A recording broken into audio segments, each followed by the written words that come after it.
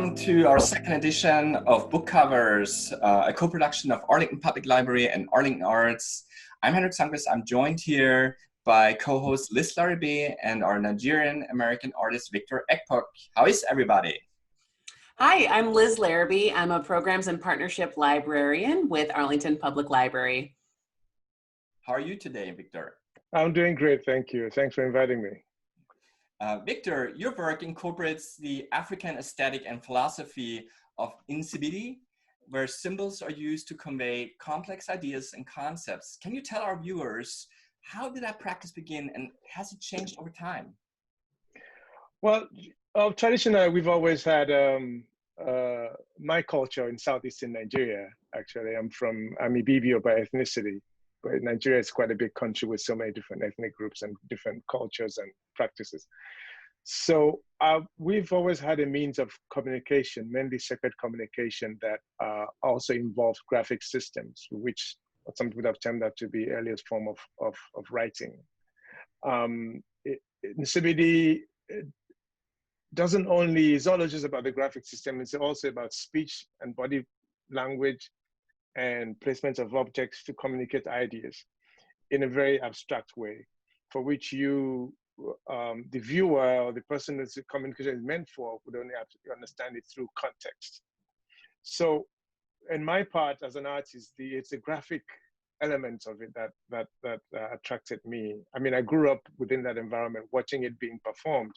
It also could be performed by masquerades and people in the elite societies that practice them. That's how they used to communicate among each other.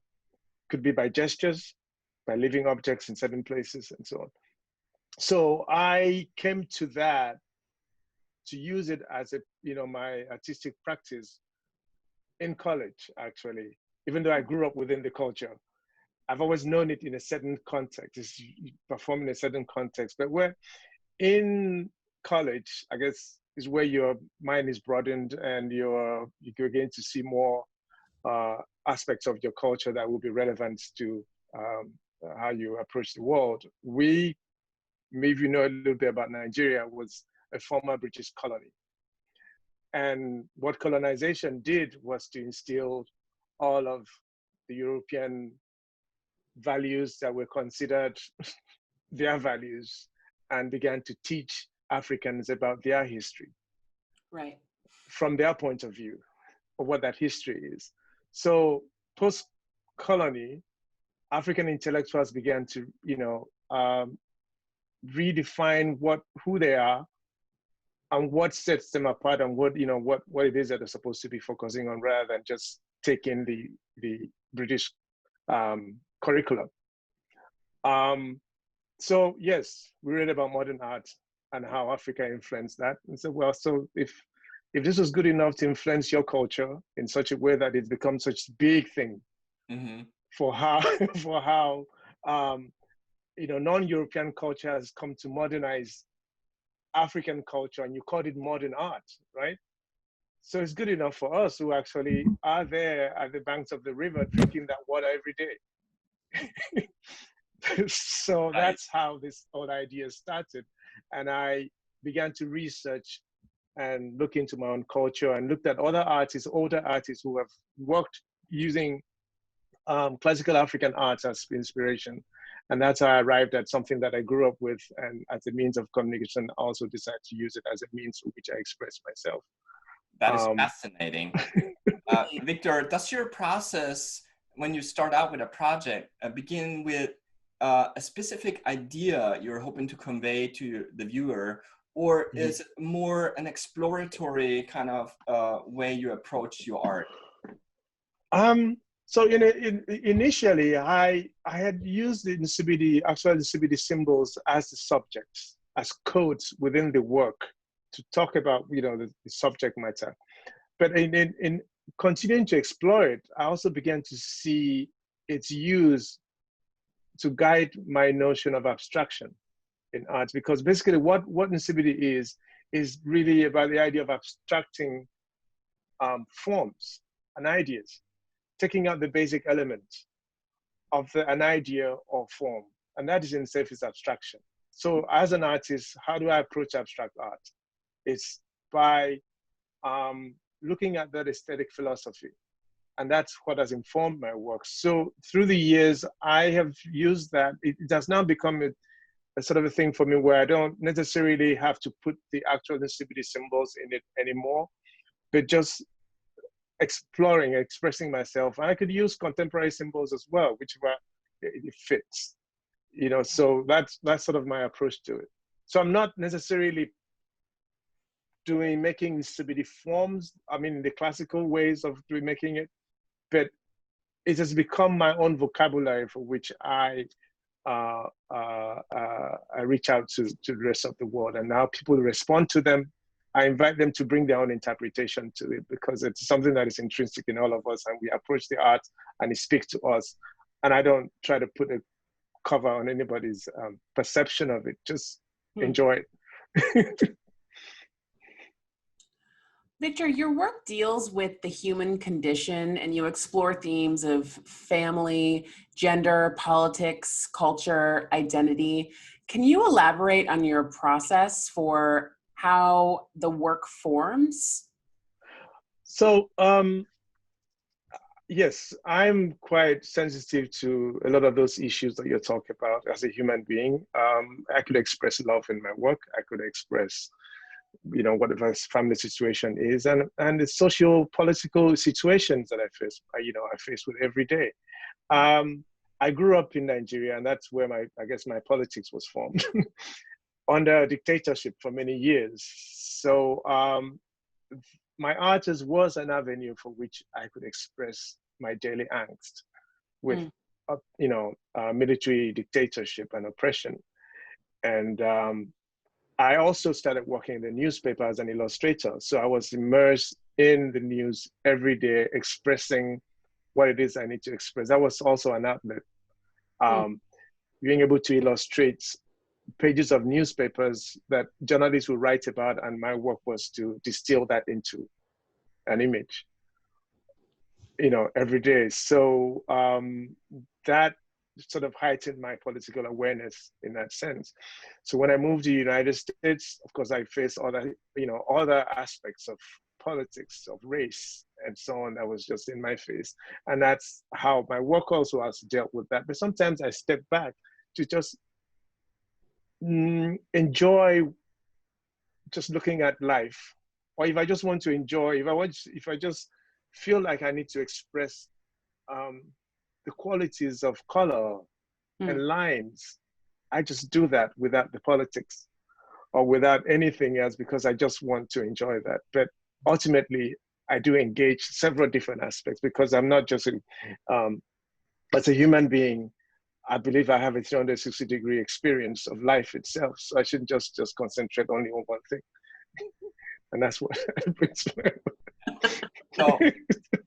So division and race have been in the news these days. Have the current developments influenced your own art practice? You mentioned social, political themes in your own art. Yes, it has been. Actually, before this time, I had lived in the Netherlands. If you've been following the international news, you would have heard about how the Dutch government has now decided to do away with Zwarte Piet, Black Peter, which is this minstrel that wears a black face, and the white archbishop rides on a horse, and they go around doing stupid things and so on. So when I was doing a residency in Amsterdam, I came face to face with that. And I addressed that issue with a series of works that I call the slave narratives, because I wanted to look into the Dutch involvement in slave trade. Even though they didn't keep Africans on the Dutch mainland, they have this. They have the Dutch Antilles in the Caribbean, where they had sugar plantations and so on, and that this is sugar culture, economy that actually fueled the wealth of Amsterdam back in the day. So I started those series, and then it became an ongoing body of work that I investigate the history of transatlantic slavery, especially as coming into Americas, and all the way through even trans-Saharan as well, to the Arabian Peninsula.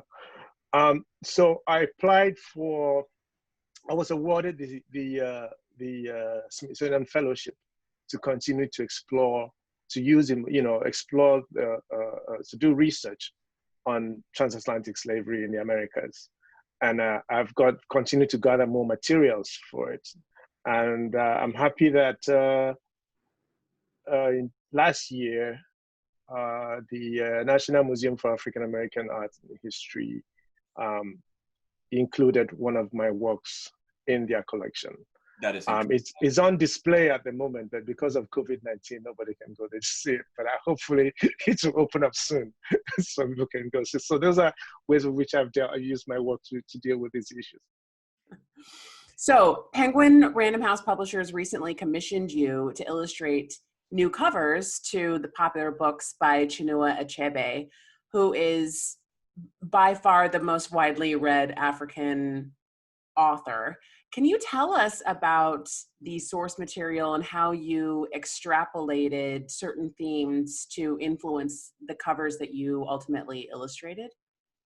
Sure. First of all, I was really blown away when I got an email. I imagine. I got an email asking if I, would, explore the opportunity of providing illustrations for the covers of the new reissues of Chinua Achebe's book. I was like, whoa, this is, I read Things Fall Apart. I read a lot of his books, as a kid. And yeah. So I got talking with, it was a decision that his family made, because of course he's deceased, but his family made, and they, according to my conversation with his daughter eventually, because we had a conversation at the National Museum for African Art, because of my works were also displayed. The covers were also displayed in National Museum of African Art. So on the 60th anniversary of Things Fall Apart, I had a conversation with the daughter, and they said they looked at several artists, and when they found my work, they felt that my work spoke more directly to how Achebe told stories, which to me, yes, I guess there's aspects of storytelling in my work, but that was a huge affirmation, right? And I said, sure. Then the first commission really was a combination of 3 books: Things Fall Apart, No Longer At Ease, and It's a Man of People, that they had to put into one volume called the African, what was it called? Anyway, he's just escaped me now. But it was that volume. That's why I actually made the illustration of tying all the 3 books together. And then the rest of them were not so much, they didn't commission for each a new work. I had to look into my archives of drawings and paintings and for every title, I found an old piece of my work that fits. So that was really, just blew me away that, all this time I was working on the several things, and I was making all this work that would just fit into the titles of Chinua Achebe. And then, as of today, I think all the new reissued books, my works have been used for all of them. That is amazing. Had you, before you were approached for the project, had you made that connection between your work and Achebe's work? Or was it serendipitous that it worked so well? It was more serendipitous than, because I read Things Fall Apart. I've read a lot of his works, but I hadn't consciously gone out to do work. But I think the way I see it is Achebe wrote in the backdrop of the Nigerian culture and politics and social life. And my early work, because I lived in Nigeria, centered around those issues. And the way that I portray them in story forms, and in a way that using symbols and so, because there's a lot of symbols in Achebe's works too, but symbols are used words. So in a way, everything just fused together in this project. Yeah. And you know, every time I open a title, I go back. There's a drawing that I've made about a certain situation that just fits what the title was about. Was there a piece that was used for a cover that you thought worked particularly well? Things Fall Apart, for instance, basically showed this two the meeting of these two. One is a blackhead and one is a whitehead. Right. And so it's a painting I made in 2009 or thereabout, which is now in the World Bank's collection. So that was, for me, was just a very apt illustration for Things Fall Apart because of the way the meeting of these two cultures. Absolutely. And finding that, you know, because things fall apart because the work it's called You Be Me, I Be You, basically what it says. And Things Fall Apart also talks about, at the end of the day, you realize that for people who read Things Fall Apart, from whatever culture you come from, you realize that there's a commonality in spite of the color of the skin. There's a commonality that is the underlying commonality of the human experience. Still relevant. So yes. Sadly. Right. Victor, our last question for today. Are there any other authors, books, or stories which have influenced you as a person or had an influence on your art? But I grew up reading a lot of Nigerian and African authors. Cyprian Ekwensi was one of them, which was another really good Nigerian author, and a few of my popular hibiscus, Chimamanda, and so on. So I continue to explore those, some of the themes and just read to enjoy myself.